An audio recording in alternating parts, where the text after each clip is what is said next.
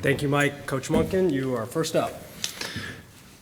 Good morning, everybody. On behalf of the United States Military Academy at West Point, the United States Corps of Cadets, the men and women that serve in the United States Army, and our long gray line of graduates, it's an honor for us to be here. Lieutenant General Steve Gillen, our superintendent, our AD, Tom Theodorakis, just everybody that has supported our program and positioned our program to be in a position to be able to come to a bowl game and come to this incredible venue to play. Thanks to the folks here in Boston, the city of Boston, Fenway Park, the Boston Red Sox, Wasabi. This is an awesome venue. I've never been here before. The other night we brought the team over here and we had a chance to tour the stadium and go inside the Green Monster and walk the outfield. What an iconic venue. I grew up in Chicago. I am a Cubs fan, so I have a great appreciation for old historic stadiums, and it's going to be incredible to play a football game here. Congratulations to UCONN and their great season that they've had, and we wish them well and good luck in the game.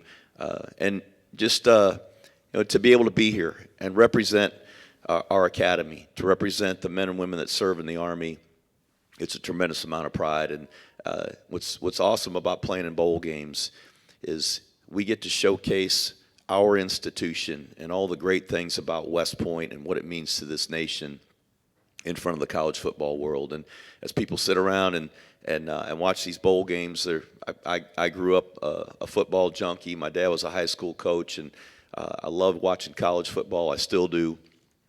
And to be able to be a part of these bowl games is really a privilege and an honor. So we're excited to be here. We've got our team captains as well as our quarterback here with us today.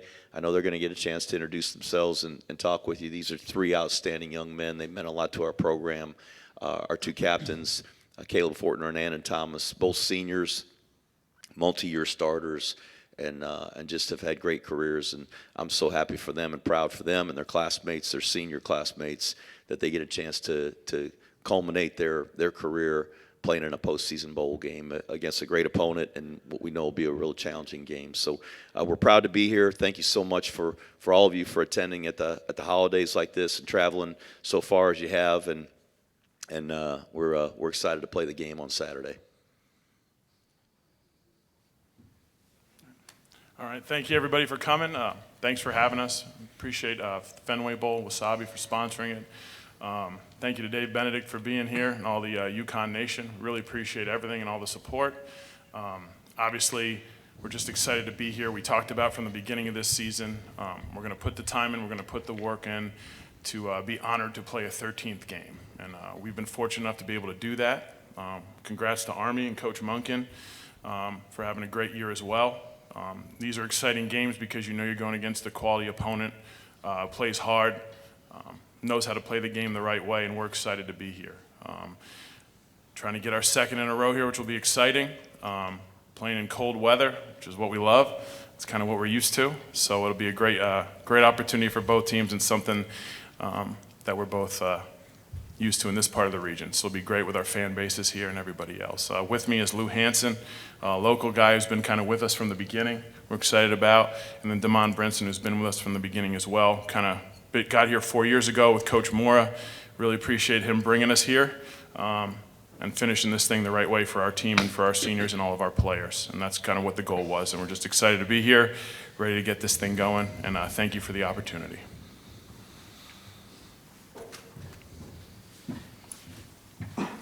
Thank you, coaches. With that being said, we will open it up to Q&A to anybody standing up here. Thank you.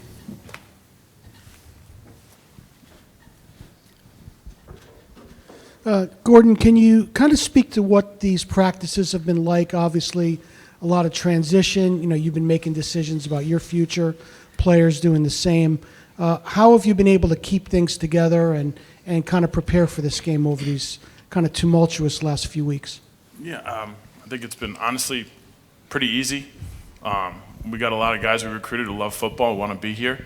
It's been business as usual in terms of how we run practice. The plays haven't changed, the defense haven't changed, the offense, the special teams, and our guys have been doing this long enough to know how to do things the right way. So, it's pretty easy, I think. The guys have been great, been practicing their butts off. And I mean, I'm fortunate enough where I can compartmentalize and I can handle what I need to handle, and it's been great. Has not been too much of an issue in terms of time or anything else. We've had a great schedule to be able to do this, and we got great players and staff that can kind of handle the load. So it's been a lot easier, much easier than I thought it would be, and it's been great, and we're ready to go.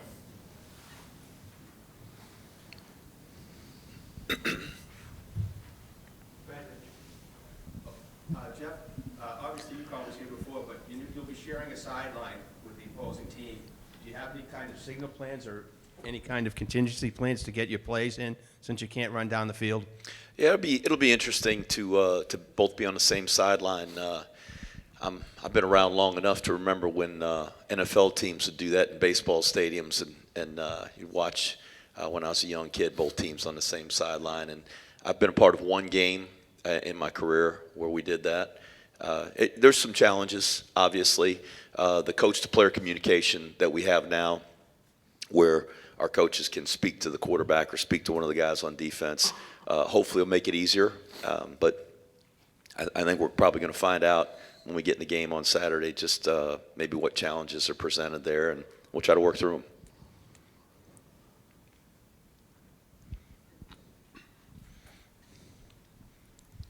Thank you. Good morning, everybody, and Merry Christmas. Ken Kreitzer, Canvas Media. Just going to ask Kalib and Andon about helping your team recover after the Navy game. I know you went back to campus, you had exams, then you had a chance to go home and then practice. Just how did you lead on that front? And just want to ask Cale about how you did physically coming off the game. You took, again, a lot of hits in the Navy game. Thank you. Yeah, obviously coming off that Navy game, not the outcome we wanted, but the guys are hungry. We obviously lost, but we're coming back for a 13th game, and that's an absolute blessing. So the guys kind of realize it's our last game as a team together before they go on next year and do great things. But it's been a couple great weeks of practice. We've had a few days at home, which has been great to recover a little bit. But yeah, honestly, nothing's really changed. Just like UConn said, practice has been great, scheme's been great, so we're excited to play this game. Yeah, we've had a good amount of days, long break, kind of treat it like a bye weekend away. My body feels good, I'm ready to go, and I'm excited for the opportunity tomorrow. I think to build off Andon's point, I think a big thing is you can't let a team beat you twice. A lot of emotion behind that Navy game, and obviously we didn't get the result we wanted, but Andon said it best. We had a couple good weeks of preparation, good rest and recovery, and we're ready to go, and hopefully do enough to beat UConn. They're a really good team, got great players, and we're excited to play in this amazing venue and hopefully get a chance to beat a really good opponent.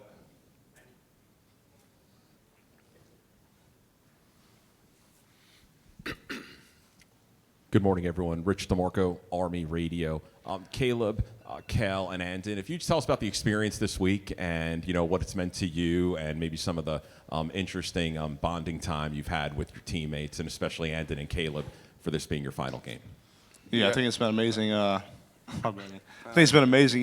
Being here on the holidays. It's not truly ideal to be away from your true family, but you have family right here, and to be in this amazing city that's hosting us, it's been awesome. And I think it's truly incredible that we have 4 more quarters to play together as a team to send the 2025 team out the right way. And then I think Cody said it best, to kind of get things going for the 2026 team.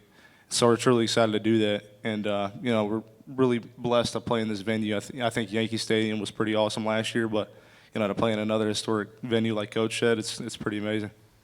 Yeah, I've been reflecting a lot this past week. I've been playing this game for 15 years, and for it to be my last 4 quarters of football, it's kind of crazy. But all the guys kind of realize that. It's like Caleb said, it's our last 4 quarters together. Practices have been great. To play in the Red Sox venue, I grew up watching the Red Sox, and to be able to play in this stadium is awesome. We're excited, and we're gonna get after it. Yeah, the city of Boston is awesome. It's amazing. It's a lot of fun. We came down here the other night, and to not only be in Fenway Park, but to be on the field and experience everything that it offers is a cool experience that not a lot of people get to say they've done.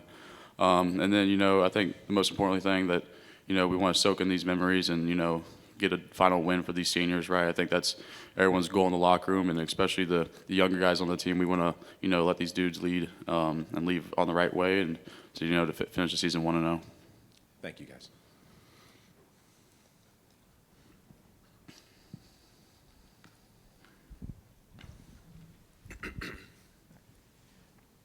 Good morning, guys. Dan Booth, WFSB Channel 3 Eyewitness News in Hartford. For Coach Samus and both players, guys, you guys have been a part of such a growth to this program over the last 4 years, a lot of success on the field, off the field, everything that comes with it. What are some of the things you feel like are important for you to go out there and finish the legacy of these 4 years out on the field, and how important is it for you to go out there and get the job done tomorrow? Yeah, I mean, exactly like you said, we've come a long way as a team and as a program. So the mission all along has been, like Coach Samus said, to earn that 13th game and the opportunity to go out as a team one last time together and complete the mission would be a blessing, and I think could do a lot for the program and show how far we've come. Yeah, I think it's very important. Like piggybacking off what Lou said, like how I think about it is like when you work so hard during the off season, you practice hard. Like as a team, the team goal is to like finish the job, because who wants to do all that work and then go out there and like so. That's what as a team, like we're kind of taking into this game, like our mindset, like finishing the job. Yeah, and I don't need to say much else, but we've talked from the beginning about trying to break records and make history, and we're going to try to do that one more time and send these guys out the right way, because they've earned it and they deserve it. So we're going to try to finish the mission, as they've said.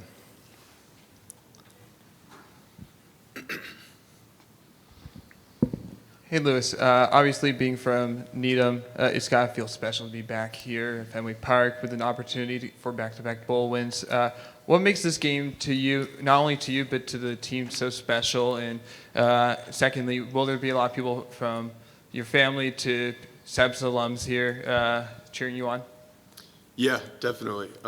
First, as a team, like we said, just the opportunity to play a 13th game and one last game together is just truly a blessing that we're excited about.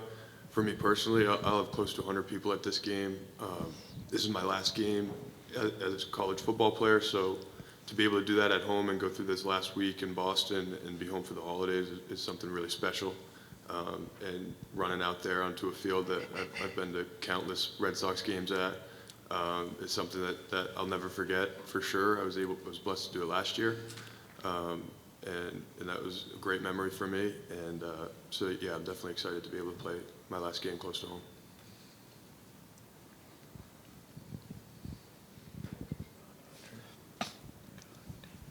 Yeah, Gordon, obviously I'd be remiss if I didn't ask, at least ask what your plan was at quarterback tomorrow, who might be available, and what your options might be, even if you don't want to name a starter. Yeah, we got a couple options. If I have to, I'll go out there to finish the game.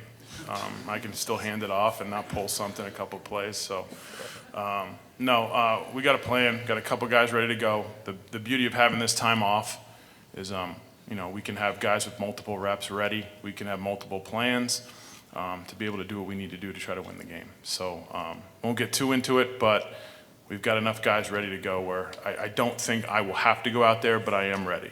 So.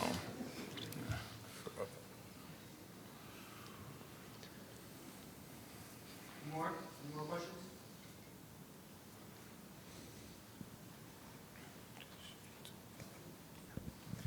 Coach, I just wanted to ask you, because you do have a Connecticut guy on your team, and Ned Brady, if you can kind of speak to his career at Army and what he's meant, what he's brought. Maybe one of the players can speak, one of his teammates could speak to that too. He comes from a great program in Connecticut, New Canaan, and they've had great success years and years and years, legendary coach, and we're really proud to have Ned in our program. He's such a tough kid, a great teammate, hard worker, and he just means a lot to our football program and our team. I think if you'd ask any one of his teammates about him, he's beloved by this group of guys. So he's done a great job. He's really developed over the course of the time he's been with us at West Point, and so he gets to play his last game here at Fenway Park. I know he's excited about that, and he's going to be a tremendous Army officer as well. Yeah, I'll speak on him a little bit too. He's one of my best friends on the team. He's a great guy. I don't think there's a guy on the team that really cares more than him. You hear the term glue guy. I think Ned Brady's the definition of that. But yeah, he's just a great dude, and like Coach said, and I know Caleb will agree, he'll be probably one of the best Army officers that our senior class has to offer. So love him. He's a great dude.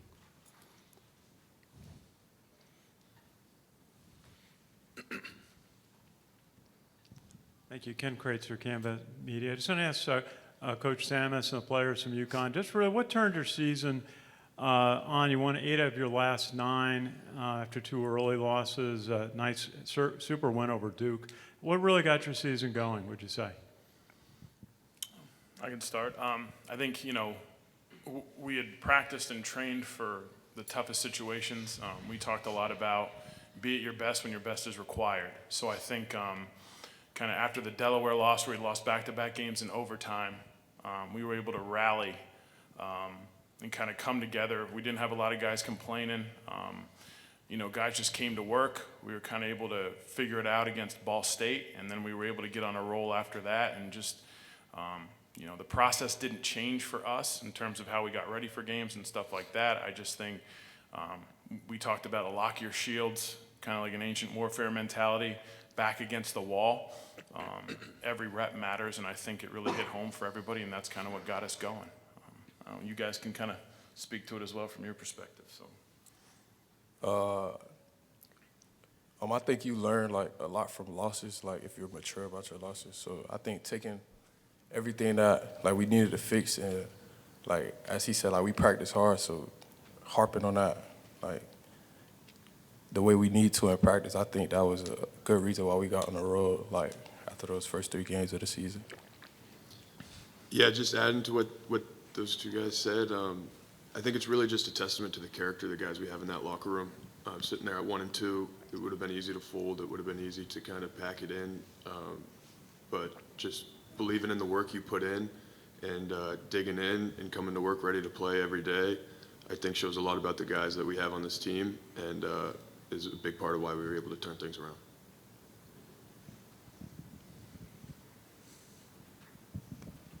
This is for both coaches. Both teams have played a lot of close games this year. Small margins, we know it's hard to win in college football. But what are some of the things you've seen in each other's teams that have allowed you guys to play well in those close games and get everything over the hump? Go ahead, Coach. Sure. I think with them, they play a great team brand of football.